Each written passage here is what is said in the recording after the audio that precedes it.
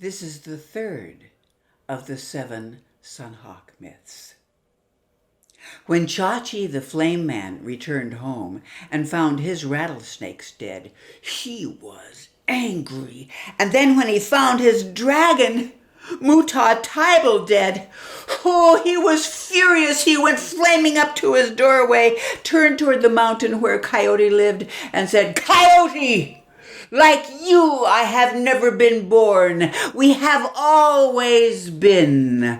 Our father is great, and we are great. But I am greater than you, and I will punish your great son." He went into his inner house, his underground roundhouse, and found his money bags full of ashes. He went flaming back up to the doorway again. He shrugged his shoulders. The flames were leaping. The whole earth shook. And then he reached out a long flaming arm, and with a flaming finger he touched a dry field of grass. "Go, fire! Destroy Sunhawk! Destroy the whole world!" And the fire started burning. Up on the mountain, Coyote knew who had started the fire, and he knew why. "Do you see the trouble that your greed has caused? Don't weep, it does no good." Sunhawk was weeping and shivering and shaking. Go check the fire." But Sunhawk just sat there shivering and shaking.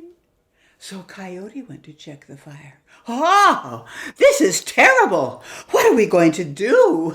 Sunhawk said, "What are we going to do?" "I don't know, but we've got to do something." So Coyote created a frost, but the fire just melted the frost.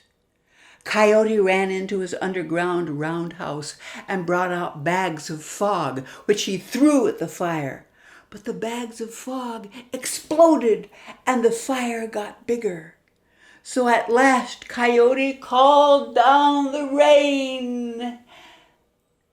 But even the rain could not put out the fire that Chachi the Flame Man had started. And when Coyote realized he was helpless, he carved a small boat, a canoe, from a piece of elk horn, from the antler, a part of an antler from an elk.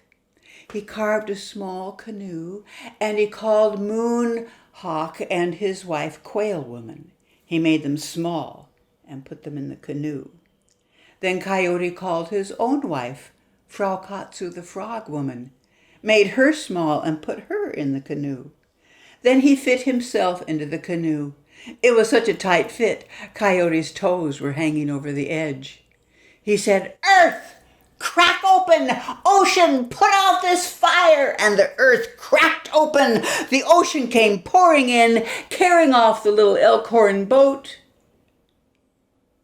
leaving Sunhawk there alone to face his punishment.